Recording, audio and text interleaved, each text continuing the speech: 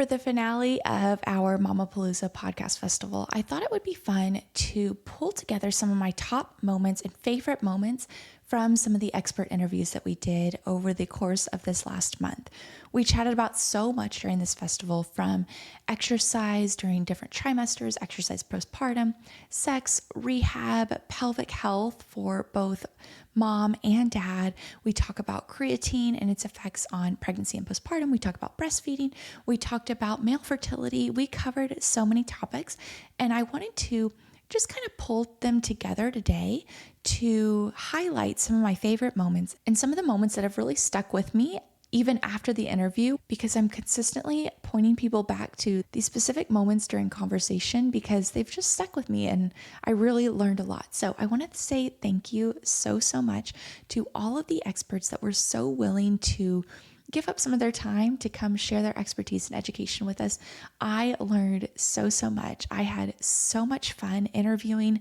I was telling Sunayana after I interviewed her this week, actually, that I get on such a high after these interviews because I love learning. I love talking with people. I love being curious about the human body and just learning the way that different people approach different things. And it has just been so much fun for me to interview them, but then also to share that information with you guys. So I hope you've enjoyed it. I hope you've gotten a lot out of this podcast festival. So let's dive into some of my favorite moments.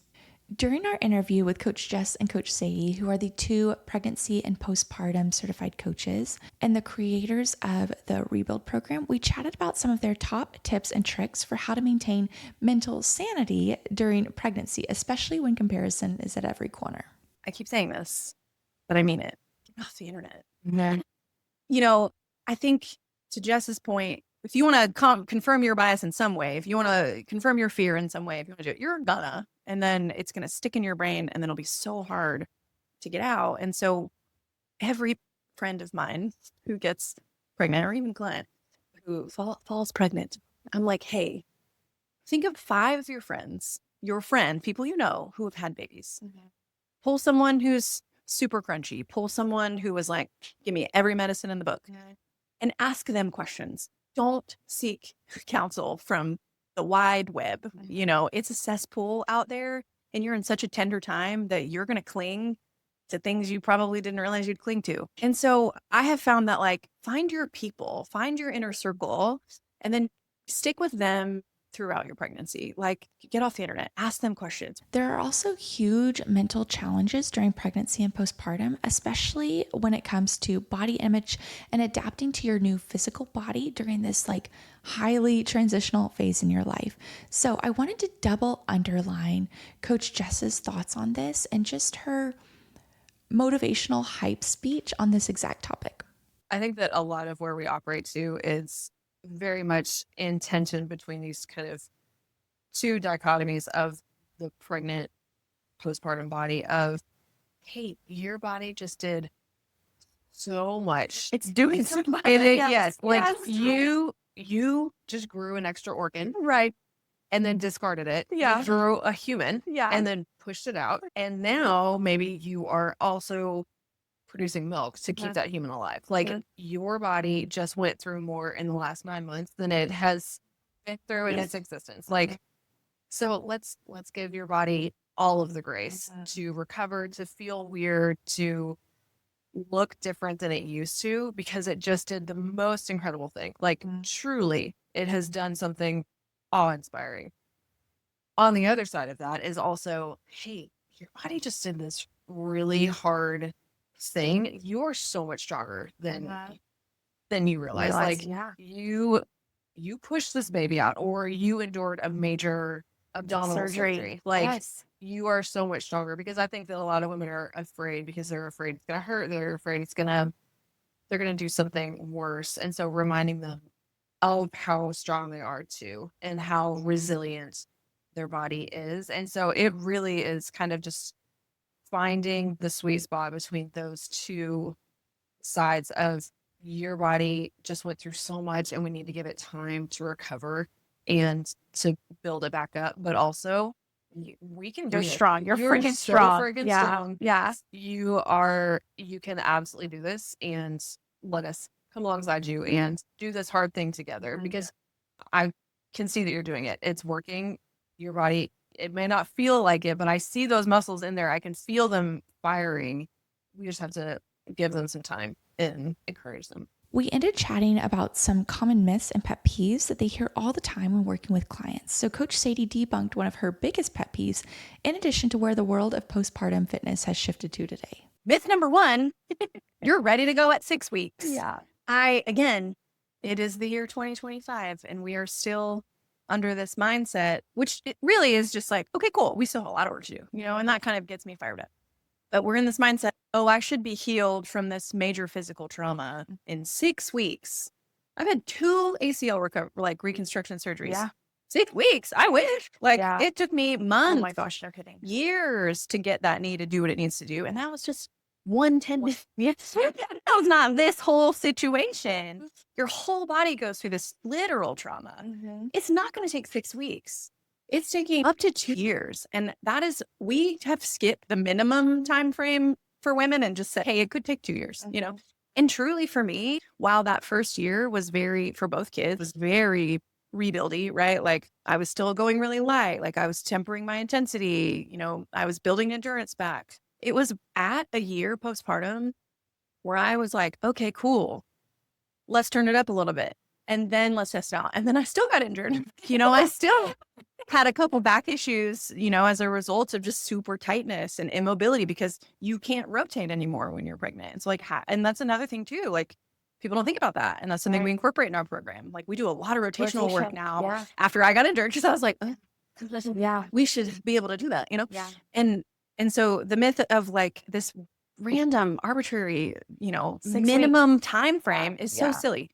So that is one. But on the flip side, lately, I think one of the, more recent kind of encouragement from the PFPT world is that you don't have to do nothing 0 to 6. And I think that was at least for me, like a long time, it was like, okay, 0 to 6, rest. Yeah. Rest for 6 weeks, do nothing for 6 weeks. But it's like, oh, you know what? We can actually be doing some pretty productive stuff. It's super gentle, but it's productive. And we're kind of reconnecting that mind and muscle, once like bleeding stops and stitches aren't bothering you and things like that. Obviously, we're going to take some time. But the myth of like, you're ready to go at 6 weeks. And then also the myth that you don't do anything. Complete rest. There's a lot of good stuff out there now that your world has been putting out that says, hey, you know what? This is actually going to be really better for you long term. Let's get moving, So those are 2. We ended by chatting about their experiences postpartum and how they help women truly feel more confident in their bodies postpartum, not only from a physical standpoint, but from a holistic mind, body, and spirit perspective too. Our bodies they were not the same regardless if we had a baby. You're not the same at 25 as you are at 32. Like hormonal changes happen. And when you're pregnant, literal frame changes happen. Right. Your bones move. Like your bones.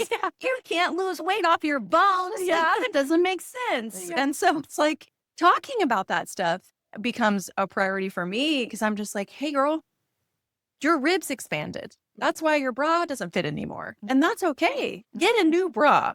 Like get close to fit you right now. And I think we actually lamented over this with our second kids. It was like, I'm going to try to squeeze back into I love it. That. I'm doing that. Only clothes that fit me while I go through this. Right. That's such a small, silly thing. But man, did it impact my brain in such a positive way. Body you have. Have this random body that doesn't exist anymore, and she was great. 25-year-old Sadie body. Awesome. She did great. She's so much stronger now, and we're different in a lot of ways, but that again does not mean worse. Right. And I want people to like hear that, but also believe it and take that into your fitness. Like don't be bummed out that you can't do the same things that you could do 7 years ago. So much has happened since then. And you could probably do it again later, but give yourself grace to do that. We also had Dr. Emily on, who is a doctor of physical therapy specialized in male and female pelvic health and a trained doula. We started off by chatting about a topic many people want to know about, a lot of people have questions on, but a lot of people are too afraid to ask about. And that is the topic of sex and our pelvic floor and what a healthy pelvic floor looks like when it comes to sexual function. So in regards to sex, let's just honestly bring it back to what is a normal pelvic floor. What should that look like? And if you're booty clenching, we should talk. What I tell people is your diaphragm or your breathing muscle, it sits right under where that rib cage area is, right? Like for the girlies, the girly pops or whoever, right? That sports bra line is kind of right around where it sits. We want to be able to breathe 360 degrees around it, right? And if you don't, we might not be getting full lengthening and excursion of the pelvic floor, because these guys kind of work in tune together. They work very dependently of each other. So if we're breathing well and our diaphragm that sits here, the pelvic floor is going to lengthen and drop down. I kind of imagine it like either a trampoline, or for me, I kind of imagine it like a jellyfish. I tell people it's like it's kind of like a jellyfish. I haven't heard this. Yes. Okay. And I think about that, and it has really helped people. Other ways is like, okay, when I'm able to get a full inhale, I can feel like pelvic floor is like a flower blooming in slow motion. That's another thing that I tell people, some of my clients that I work with. But in terms of that, right, if you have a pelvis, then you have this. Then you should have that healthy relationship, right? In terms of sex health with the pelvic floor, we shouldn't be having like pain with sex. Doesn't matter about any of the sizes of all the things. It shouldn't hurt. For me, that's the first part. We should also be able to achieve climax or an orgasm. That shouldn't be uncomfortable and it shouldn't be painful.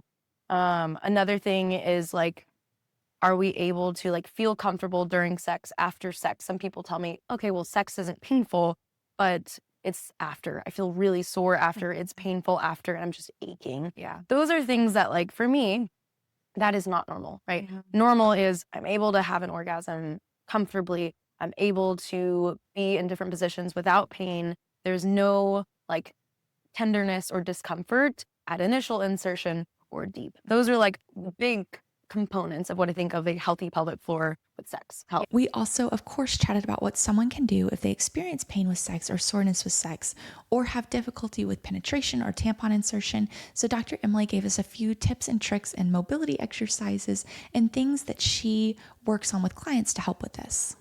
If we are in good pelvic floor lengthening and then going back to resting place, no Kegels necessary, a man or a woman or anybody in general, any person with a pelvis, you are going to be able to have good sex health. Like that's just it. It doesn't matter if you have a female or male anatomy. It's just everyone has a pelvic floor that has the same type of functions that play with sex health, sphincteric, like bladder bowel movements, and then just overall stability for the rest of your body above. So a lot of it for me in the beginning is like breath work. And like you said, the reason to see a pelvic floor therapist for pain with sex, right? Because it's not normal. No matter how common it is, common and normal are not the same, right? We know that a lot of people struggle with dyspareunia or pain with sex. But for me, it's like things that we can do. Maybe, okay, let's think about like child's pose, right? Your knees are out and your feet are in touching together. Sometimes for some people that closes out the pelvic outlet, or what I call the back door. So I call this with my clients, we're closing the back door a little bit, okay? Sometimes people say, stay in this like booty compressed space. So what I sometimes have people do is I actually will have them do the opposite of child's pose. So I'll have their knees come in and their feet come out maybe a little wider. I can't go super wide or else I just can't get all the way back with my hip. Me neither. But like we're opening the back door. Because I tell people, okay, maybe we're doing something that's similar to this, but I'm like, I want you to breathe into your butthole like your butthole is yawning. And it is the most visual thing. And everyone's like, oh my God, I relax my butt. Yes. And I do this like every day. I've literally heard one of my colleagues say this to their client. They're like, yeah, Emily says this all the time. But like, gotta get those buttholes yawning. we gotta get the buttholes yawning. But like, part of that is like, we need to relax your holes, your pelvic floor. Those muscles need to go. And so what I tell people is, can you breathe down into your booty like it's yawning? So for me, there's something as easy as breathing, getting that whole 360 breath, right? Not just breathing from the front. Because oftentimes I'll see people, they're like, well, I belly breathe. And I was like, but is your diaphragm, is your rib cage expanding? That's what helps your pelvic floor lengthen, right? But thinking about, okay, can I sit here? Can I breathe my 360 degrees around my diaphragm? And can I feel the slightward, like downward push into the towel? We're not pushing, but you should feel some slight pressure, right? I would say what I like to do is focus on soft tissue mobilization of the pelvic floor. And so that might be external, where it might look like one finger, maybe like your thumb is internal. Wash your hands, please, before you do this. But like one finger is internal. The other might be like around the tissue, like the labia, because there's muscles around there, right? And so we might be either holding pressure, breathing. I know it sounds crazy, breathing into that tissue, getting that pelvic floor to relax. But sometimes you're pregnant, or sometimes you're like, I don't really want to use my fingers. I might recommend a pelvic wand. So it's basically just an extension of your finger. But I'll tell people, maybe you like preface your sex with this. And a lot of times your partners, or if you don't have a partner, just get the vibrational one. But like if you have a partner, usually these partners really want to help you with this. They want to be a part of that. And that's why I say use your pelvic wand to your advantage. I'm all about a good orgasm and good sex health. Yeah. Okay. Like no pain with it. And no pain with it too. Yes. Or getting your body to be able to understand that like it is safe. And I'm like, look, there's no TMI. We want a good orgasm. The interview with Dr. Stacey was the one that helped inspire me to actually create this podcast festival. She covered creatine from an umbrella standpoint and how it acts within our bodies, but then she zoomed in a little bit more on how creatine acts within our female reproductive system. Yeah, so it all comes down to cells needing enough energy to conduct their processes. And so for skeletal muscle, obviously the processes that are really important are those contractile functions. And there's a lot of creatine in skeletal muscle cell because they have that high energy capacity and the need to do that. For our reproductive tissues, the easier way to think about it is the regeneration. So if we think about the female reproductive cycle, we have follicles developing every month and eventually releasing a mature oocyte. We have our functional layer of the uterus growing and then shedding away with the menstrual cycle. And all of those processes are super high energy demanding. And so that is where creatine comes into it. So we've been able to show, and others have shown, that cells that just have a high energy capacity because they're constantly turning over do actually use creatine to help balance that energy requirement. So it's a little bit of a shift in the thinking from what we traditionally consider the role of creatine, where energy burst and contractile function. It's more about tissue regeneration and building and the energy required to conduct those processes. You're growing a whole new incredible organ simultaneously, which is supporting the development of that new little person and conducting all of the major organ systems, that being the placenta. And so the sheer amount of tissue development and generation that's occurring through that process in what is relatively a short period of time, in that 40 weeks, high energy demands, and cells really require to tap into all of their energy producing systems, including creatine metabolism. One of my favorite parts was also learning about her research and the up-and-coming research of improving birth outcomes for hypoxic events during labor and delivery utilizing creatine. So our focus has really been looking at complications that arise during labor and delivery. It's a really devastating complication called birth asphyxia. Thankfully, it's not super common in countries like the US and Australia. In developing countries where they don't have the level of obstetric monitoring necessarily during pregnancy are still quite high. And basically, it's a complication that can arise which causes a significant drop in oxygen delivery to the fetus. So that might be a cord being compressed, the placenta coming away a little bit too early. Just a really long and strenuous labor can really start to challenge those energy reserves of the little fetus. And this oxygen deprivation, it can be particularly devastating for the fetal brain. We can get brain injury that can, lead to the infant not surviving, but also long-term neurological conditions such as cerebral palsy and other neurological disadvantages. And so we approached this as creatine being a way of increasing the energy whilst the oxygen levels were low. And the cool thing about creatine was that we could give mum a supplement, see if we could get that into the fetal brain, and just have it sit there in case a complication arises. Because this is the tricky thing about birth complications, especially. You can have the most gloriously uncomplicated, boring pregnancy, and then in those final minutes have something really tragic happen.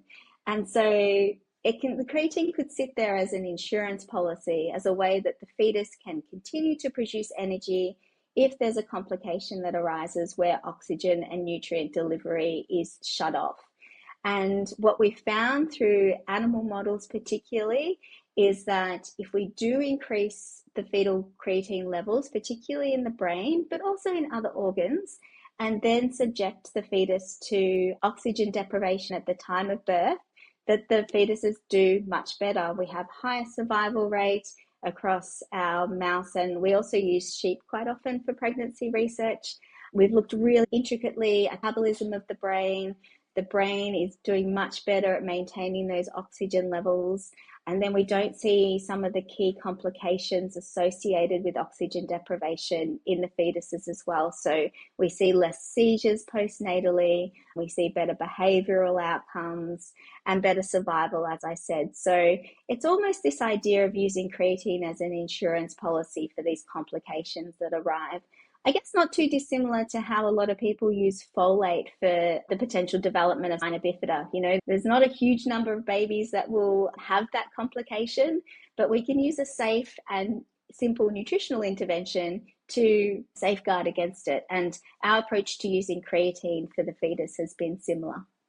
There are certain pregnancy complications which make the risk of those hypoxic events during labor higher, but they can occur through any pregnancy. And in terms of what we've actually been studying is we've just started with a healthy pregnancy and then a single acute hypoxic insult at delivery as our starting point. But we have done some really interesting work looking at particularly creatine in the placenta of common pregnancy complications. So your fetal growth restrictions, your preeclampsia. Across the board, we see in those sort of chronic environments of hypoxia and nutrient restriction that tissues seem to try and endogenously increase their creatine levels.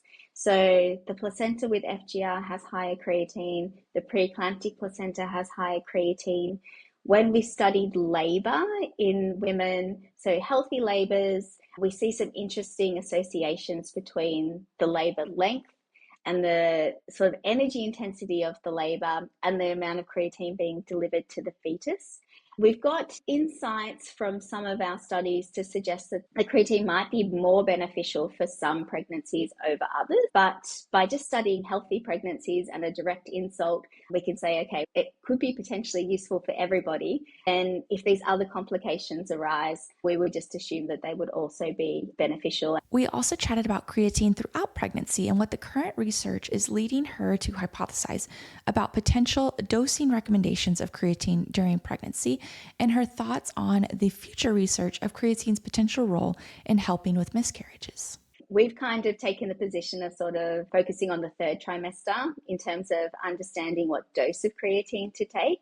And we're just doing pharmacokinetics studies in pregnant women at the moment. We've just finished recruiting and done all our measurements, sent the data away to our pharmacologists to do all of the different dosing. But at this stage, and it's not published data yet, but interestingly, we see that our pregnant women in the third trimester actually handle a dose of creatine in exactly the same way as non-pregnant women.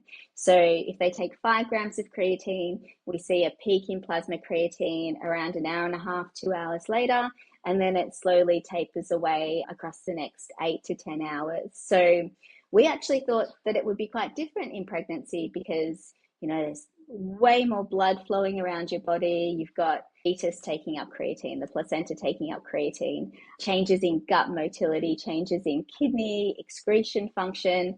But no, so at the moment it actually looks like it's exactly the same. And we are heading down the path of validating that. But at this point, it looks like the recommendation of creatine doses in pregnancy will likely look similar to actually what people use currently for exercise performance or cognitive benefits. So somewhere between probably 5 and 15 grams a day in 5-gram doses. It is interesting from our pregnancy studies, so where we've just looked at creatine levels, we actually see that creatine is really stable throughout pregnancy, but it actually, plasma levels in the mum sit around 30% lower than what we see in the non-pregnant population. So we started our measurements around 10 weeks. So somewhere between that conceiving and 10-week window, there seems to be this rebalancing of maternal plasma levels that we don't quite understand at this point in time. So that first window might actually be a real opportunity to try and increase creatine levels up again. But that's just some new exciting data that we're still trying to work out how to progress it forward. But yeah, at this stage, it's looking like standard supplementation, probably across the whole pregnancy, would be what we would be recommending. It was a really consistent finding that there is this drop off.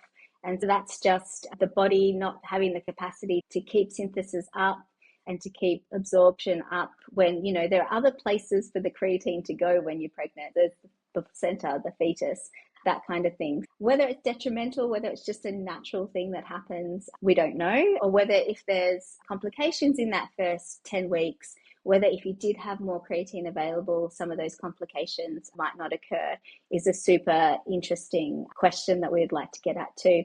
Obviously, knowing the number of pregnancies that don't go past that first 10-week period.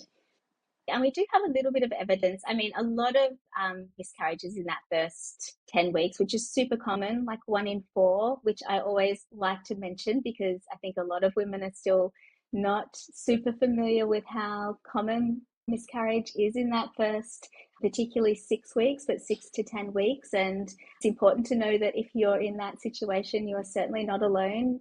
As I said, 1 in 4 pregnancies will end in that first period of time, primarily because there's something not quite right genetically with the developing baby. But we have seen some interesting initial observations of changes in the way in which the uterine lining potentially makes creatine between women who are fertile and women who are experiencing primary infertility. And that is that the women with primary infertility actually look like they have a higher capacity to take up creatine in that luteal phase of the cycle. So after ovulation, when the uterine tissue is really growing up big and you've got the implanting of the embryo and there's a lot of processes going on there which are energy demanding, there might be something happening with creatine metabolism there in women who are struggling to conceive. And that's definitely something that we're following up at the moment. And yeah, I'm really excited about seeing what we can do because there is a percentage of pregnancies that are lost in that early period of time that we just don't know why. There's no clear understanding from a genetic perspective why that pregnancy wouldn't continue on. The women are healthy, the men are healthy. And so if there is potentially an energy issue that we could tackle with supplemental creatine, that would be amazing. She continues to say that the recommendations would be similar in the first and second trimesters too, given that the third trimester is when a lot of that growth and maturity within the baby happens. We end on chatting about the baby's need for creatine for appropriate development. Dr. Stacey shares, looking at creatine in the postpartum period, because anyone that's had a baby or knows anyone that has a baby, how quickly those babies grow after they are born is like mind blowing. And again, leaning back on that energy for growth, energy for regeneration mindset. Obviously, there needs to be creatine to support those growing tissues and even just for those tissues to have the creatine in them as they get bigger. So there's been a lot of research recently looking at creatine in breast milk, also looking at creatine in formula. And basically, we need to get our babies a nutritional source of creatine. Their bodies don't seem to have the capacity to synthesize enough to sustain that huge amount of growth. Breast milk definitely has creatine in it. Highest levels are in the immediate period postpartum, so in your colostrum and in those first couple of weeks. Then it fluctuates a little bit and starts to taper out. Formula, if it's cow's milk derived or animal derived, there's creatine in there. Soy-based formulas actually don't have any creatine in them at all, which is a little bit of a red flag for me personally, just knowing the need for creatine for growth and development. Perhaps if that's, the path you're taking, it would be worth having a conversation with your healthcare team about particular nutrients, creatine as one example that your baby might not be getting that they otherwise need. And yeah, there's still a lot to unpack in that space. But yeah, there's definitely a need for creatine to support that growth of the developing baby. And we know from babies that can't produce creatine in that early postnatal period. So there are some babies that have a genetic condition which means that their bodies can't make it. So they're solely reliant on nutritional creatine. Those babies are usually super healthy and happy because they've had mum giving them an exogenous source of creatine for that whole period of time. If you take away that exogenous source and there's a sole reliance on the body making it, those babies start to get really sick and particularly show deficits in neurological capacity. So again, indirect measure, but clear evidence that creatine is important for our bubs in that early growth period postpartum. Sunayana is an internationally board certified lactation consultant who shares some of her tips on comparison for mothers who choose to breastfeed but might get discouraged. So I want to touch on a really big one. And so the big thing that I've been hearing a lot from my clients lately is this perceived low milk supply. And I say, yes, some people truly do have low milk supply for a variety of reasons. But for most of the clients I work with, they will get onto social media and they will see these refrigerators and freezers chock full of milk. And they're like, well, I need to have that before I go back to work in 12 weeks or whatever.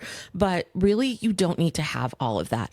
The people that show that out there, that's great for them, but that's not often the reality for most of the clients I work with. I was a just enougher where I made everything my baby needed, maybe a little bit extra, but certainly not, the thousands of ounces in the freezer. But I also think that when it's 3 a.m. and we're scrolling through Instagram and we see this, it's easy to kind of get in our own heads and be like, oh, this is a me thing. I'm just not making enough for my baby. I need to make more. And then moms will start to often pump extra, and then they may actually give themselves an oversupply, which is a blessing and a curse. It's lovely to have lots of milk, but then there's a whole host of issues that can come along with it. So I think milk supply is the one that everybody worries about, even if you've done this before. And so it's one of those things where sometimes it's like, well, we're going to have to wait and see what your body does once your baby is here. But other times it can be very helpful to work with somebody like me in IBCLC prenatally to discuss health history, to figure out if there's any factors in play that could impact milk supply, and then plan for those or have contingency plans in place. Just if that happens, we'll know what's going on. We'll know how to kind of hone in the focus of our visits, all of that. She also shares a way to beat that comparison with some tips on what to look for to know whether you are producing enough so that you're not constantly comparing yourself to the moms on Instagram posting their drastic amounts of milk supply in their fridge.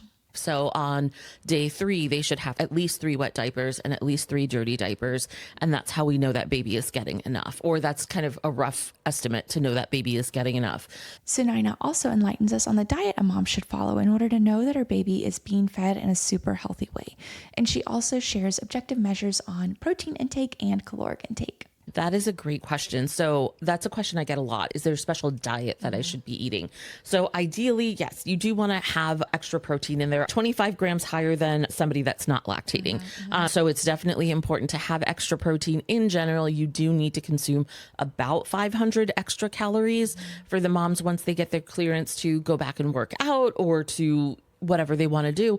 We do talk about making sure that you don't dip under 1,800 calories, because at that point it could potentially affect the nutritional content of your milk, and it could potentially affect milk supply as well. But in general, you can eat whatever you want. One of my favorite parts of the episode was learning the science behind breastfeeding and when it goes from endocrine and hormonally driven to baby driven. So I'm going to get a little sciencey and geeky on you. So for the first couple of weeks of your baby's life, your milk supply is all hormonally driven. It's all endocrine driven. Prolactin, which is the milk making hormone, that is sky high after baby has been born and the placenta has been delivered. And then estrogen and progesterone are pretty suppressed by prolactin. Prolactin and estrogen work in opposition. So when one is high, the other is low. However, as your milk volume continues to regulate throughout your breastfeeding journey, it's one of those things where it's important to know that at some point your milk supply goes from endocrine driven to baby driven. So it's really important to make sure that even in the early days, you're hitting 8 feedings or 8 breast stimulations per day. You're making sure that you're letting a baby kind of drain one side fully before moving them on to the other. You're making sure that if your baby gets a bottle for whatever reason, you're pumping in place to create that demand. And I would say at around the 4 to 6 week mark, it really flips from endocrine driven to demand and supply driven, where if you are creating those effective stimulations throughout the day, your body should continue to produce milk at the same rate. And lastly, we covered male fertility based on a lot of the research. So some of my favorite and most impactful stats that I learned about when researching this episodes were paternal body composition related to being overweight and obese. So overweight men, again, that BMI of 25 to 29.9, are 11% more likely than their normal weight counterparts to produce low numbers of sperm, and 39% more likely to produce no sperm at all. Obese men, again, that BMI of 30 or more, are 42% more likely to have a low sperm count, 81% more likely to produce no sperm. Paternal obesity actually leads to decreased pregnancy rates, an increase in pregnancy loss in couples undergoing things like IVF or assisted reproduction in some way, and there's an increased oxidative stress on the sperm, which can lead to morphological changes. This next one is hard to tease out. They've done it in animal models, but I figured I'd give you guys the stat anyways. Obese men are more likely to parent obese children. Again, humans, it's hard to separate because there might be multiple external environmental factors that are leading to that, but in animal models, it's a lot easier to tease out. And it has been shown that there are changes in metabolic function in offspring, biased more towards a negative impact on female offspring, actually, when controlling for environmental factors with paternal obesity. So in the offspring, they have been able to tease out all of the other factors that might go into play and show that paternal obesity can lead to negative health outcomes and negative metabolic function in the offspring with a more negative bias towards female offspring. With obese and overweight men and controlled for a healthy BMI in a female, there is a longer time to conception. There's been a lot of research done on how paternal factors can influence preeclampsia. And preeclampsia is high blood pressure during pregnancy in the female, and it relates back to hypoxia or decreased oxygen within the placenta. I was also really interested to learn more about the paternal health factors that contribute to preeclampsia. So there's a lot of factors from the paternal side that can feed into the maternal diagnosis and the maternal signs of preeclampsia. The chance of preeclampsia in the female was significantly higher with paternal obesity compared to normal BMI. As paternal BMI increases, the rate of preeclampsia increases. 13 to 19% of the development of preeclampsia can be attributed to the male. So a lot of the time there are male and female, maternal and paternal factors that go into this, but they have been starting to try and tease out, okay, if we control for these factors in the mom, what is coming from the paternal factors? Of course, learning about the science is one of my favorite parts. So learning about some of the mechanisms that go into affecting sperm quality, sperm production, and sperm motility was also one of my favorite parts of the episode, especially how an increase in body fat percentage scientifically actually affects the sperm and the production of sperm. So we'll start from a hormonal perspective, but as body fat increases, leptin production rises, and leptin is the hormone associated with satiety, so it tells us when we're full. Leptin reduces testosterone production. Fat cells can also reduce levels of testosterone directly by turning it into estrogen. So from both standpoints, fat cells can themselves directly affect testosterone, but then it can also indirectly affect testosterone due to the increased levels of leptin within our systems. Testosterone is needed for spermatogenesis, which is that production of sperm. So if we put it all together, obese men with higher levels of leptin have lower testosterone levels, which impairs sperm production. And the fat cells themselves act as little bitty transformers of testosterone into estrogen, which again helps to lower testosterone and impairs sperm production. So that's a wrap on our Mamapalooza Women's Health Focused Podcast Festival for the month of May. I hope you guys enjoyed it. I hope you learned so much.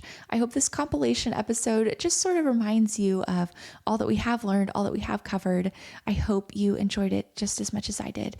And I am going to have to do some of these again. I would love to do it on separate topics too.